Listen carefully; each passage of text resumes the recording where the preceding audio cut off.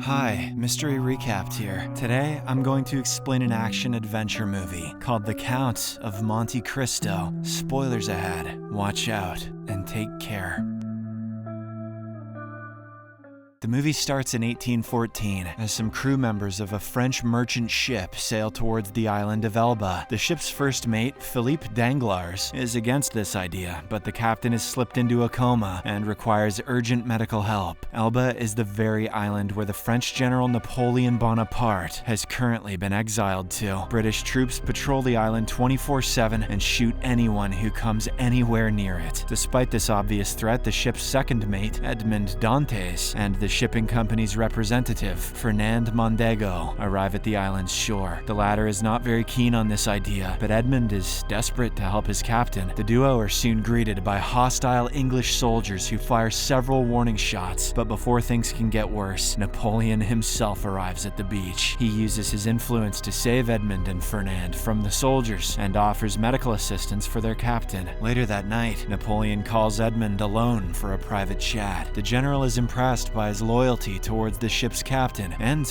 asks for a favor. He hands the sailor a letter that is to be delivered to someone named Monsieur Clarion. In fact, the general claims that Monsieur Clarion will show up and collect this letter by himself. Napoleon also makes Edmund swear that he will not reveal about the letter to anyone, not even his close friend. Unbeknownst to them, Fernand is secretly watching their meeting. The very next day, the crew members are forced to leave the island because their captain passes away. They return to Marseille, where the shipping company's headquarters are located. Their boss Morel is briefed about the whole voyage and the dangerous detour to Elba. Morel is thoroughly impressed by Edmond and promotes him to captain of the ship, but this enrages Philippe, as he was the second in command, and he ends up quitting his job. Following this, Edmond meets his girlfriend Mercedes at a seaside castle and reveals the news. The year is 1814, but his girlfriend has the name of a 2024 stripper, and Edmond wants to marry her, but doesn't have a lot of money or a fancy wedding ring. To his delight, she makes a ring out of a thread and puts it on as a sign of their true love. However, Fernand, who is also present at the scene, doesn't look as enthusiastic about this whole situation. Envious of his friend's good fortune, Fernand gets drunk and spills the beans about the letter to Philippe. This could implicate the poor Edmond in charges of treason according to the laws of the French government. The scene shifts as Edmond is having dinner with Mercedes and her father. They are all excited about the news of him being promoted to captain of a merchant ship. Their happiness, however, is quickly snatched away when the king's soldiers show up. They arrest Edmond and take him to the city's chief magistrate, J.F. Villefort. The magistrate knows about the letter from Napoleon and asks the suspect about it. In response, the illiterate Edmond reveals he still has the letter, but doesn't know what's in it. He hands it to the magistrate, who reads it and realizes that it contains data about the English soldiers' positions around Elba. This information could possibly aid Napoleon to escape and return to mainland France. The situation takes a sinister turn when Villefort inquires who the letter was intended for. Edmond honestly names Monsieur Clarion, but points out that he has no idea who that is. Unbeknownst to the sailor, Clarion is none other than Villefort's own father, a staunch supporter of the old regime. The magistrate, who had renounced his father to secure a prestigious position in post-Bonaparte France, is horrified by the revelation. Villefort burns the letter immediately and asks Edmond if he told anyone about it. When the poor guy says he hasn't, Villefort gets him arrested. Fortunately, Edmond manages to escape and returns to his dearest friend Fernand, but the latter reveals that he saw Edmond with the letter and read it while he was asleep. In a shocking twist, Fernand betrays his friend and hands him over to the authorities. Shortly afterwards, Edmond is taken to an infamous prison called Chateau,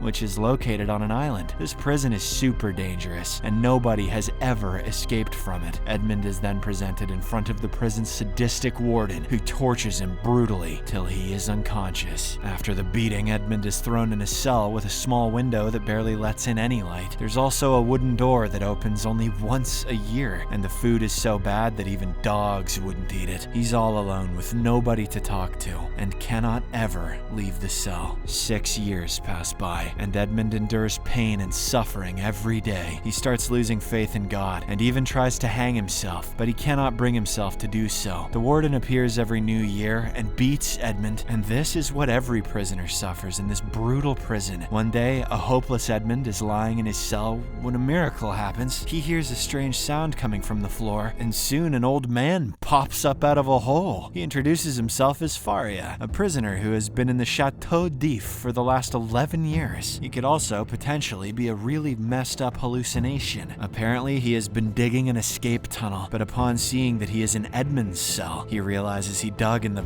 wrong direction. Despite this misfortune, the old man plans to dig another tunnel for 8 more years, and even asks Edmund to join him. Faria offers to teach him a wide array of academic and martial disciplines in return. Edmund, who has all the time in the world and nothing else to do, agrees to the offer. As the years continue to pass by, Edmund spends most of his time in Faria's cell, soaking up every bit of knowledge that the old man will give. In order to avoid the prison guards, he goes through the tunnel to his cell twice, once when the guards come to deliver food, and the second time when they come to collect the waste bucket. Both of them keep digging the tunnel together and put the soil in the waste bucket. They are well aware that the guards would never check that bucket out of disgust, unless one of those guards is Adam Sandler, who has always had a weird thing for shit. One day, during a conversation, Edmund recounts his story to Faria. He reveals how the magistrate had initially acquitted him of all charges, only to arrest him later. He also recalls how the magistrate had burnt the letter when he realized it was addressed to someone named Monsieur Clarion. The old man suggests that there must be a hidden motive behind the magistrate's decision to destroy such important evidence of treason. As Edmund ponders over Faria's remark, he begins to piece together the puzzle. It dawns on him that Monsieur Clarion must have been the magistrate's own father, who was once a colonel in Napoleon's army. Everything starts to make sense now, and the old man commends Edmund's growing understanding of the complex world of people screwing each other for personal gain, aka politics. After a few more years, their tunnel finally reaches the outer boundaries of the prison, near a tree's roots. They now only have to dig upwards for another month to complete it. But while doing so, a tragic accident occurs. The ground overhead caves in and falls over Faria. Edmund barely manages to save him, but the old man is fatally injured. Before taking his last breath, Faria tells his pupil about the infamous treasure that once belonged to his employers, the wealthy Spada family. He reveals that the vast wealth is still buried in an island called Monte Cristo, off the coast of Italy. The old man then hands Edmund a map and urges him to use the treasure for the benefit of the poor people. In the aftermath of this tragedy, Edmund drags Faria's corpse back to the cell while hiding himself in the tunnel. The guards soon arrive and are shocked to see the lifeless body there. They assume the old man died of natural causes, so they wrap his body in a shroud and go to inform the warden. The group then arrives sometime later and eventually decides to dispose of the corpse into the sea. In the next scene, the guards take the shrouded body outside, but as they prepare to count to 3, something astonishing happens. A hand comes out from the dead body and grabs the key hanging on the warden's waist. Both the dead body and the warden then fall into the sea, and it turns out Edmund was the one behind it. He had hidden the old man's body in his cell and cleverly took his place inside the shroud. Once they are inside the water, Edmund breaks free from his chains and quickly ties up the warden. The latter desperately tries to save himself, but Edmund ensures he meets his demise in the sea. The newly freed prisoner then swims to the closest island and is overwhelmed with joy at finally attaining freedom after years of captivity. A few weeks later, Edmund makes it to Marseille and visits Mr. Morel, the owner of his old shipping company. Edmund, who now looks completely different due to his long imprisonment, makes up a fake story about his identity. He introduces himself as one of Edmund's friends and asks about his family. Mr. Morel sadly reveals that Edmund's father had taken his own life after his son had been accused of treason. He explains that it was the then magistrate who had put such charges on Edmund. In return, the magistrate got promoted to chief prosecutor in Paris. Mr. Morel also mentions that someone had killed the magistrate's father. As if that wasn't enough, Edmund is devastated to learn that his girlfriend Mercedes married Fernand and shifted to Paris. Fueled by a sharp desire for revenge, our hero decides to go to Monte Cristo Island. He hires a handyman man, and together they head to the island using Faria's map. After several days and nights of searching, the duo finally manages to find the treasure, which was expertly hidden in a cave. It is a massive collection of gold coins and boxes of jewels that seem endless. They haul as much treasure as they can, and then head to Paris.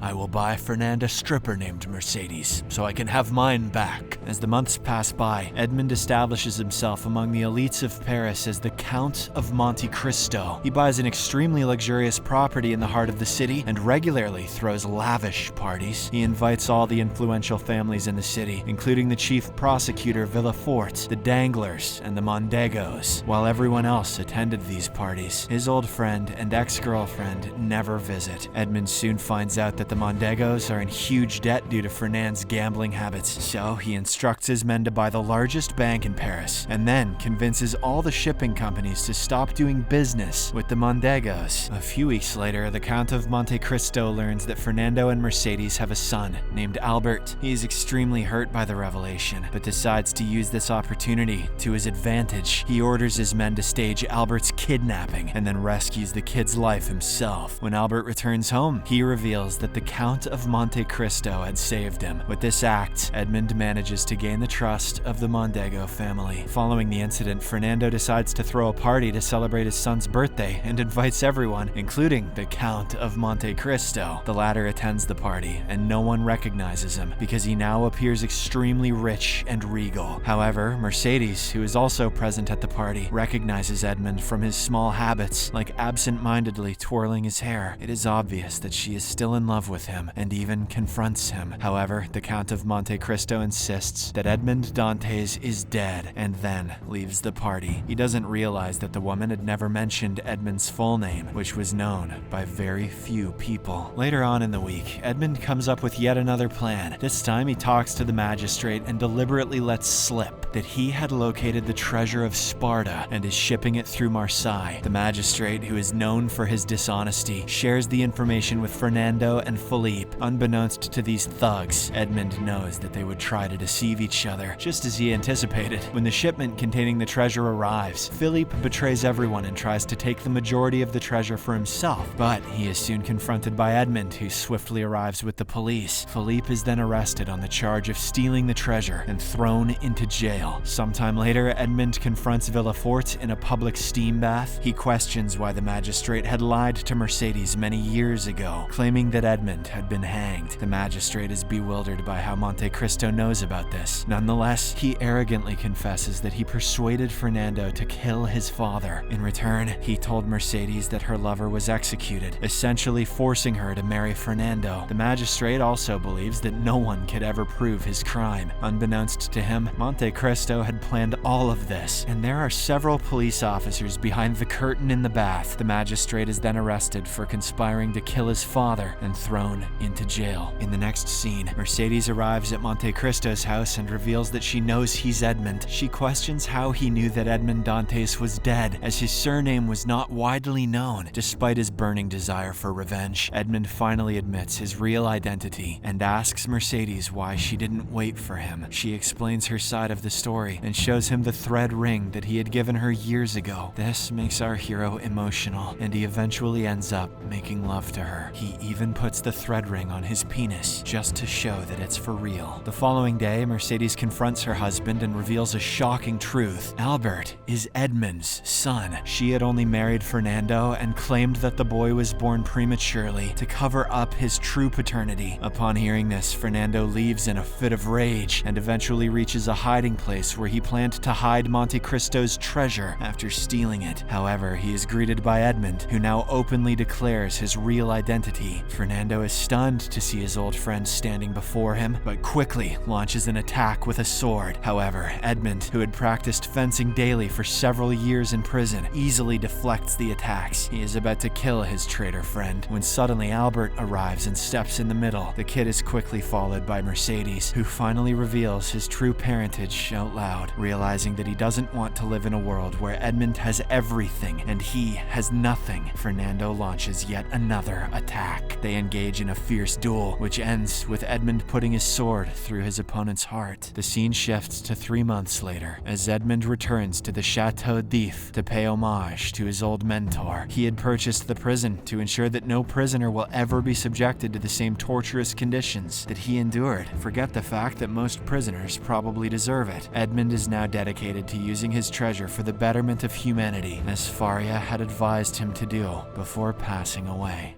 Subscribe for more videos like this, turn on notifications, and leave a like to help the channel out. Thank you for watching.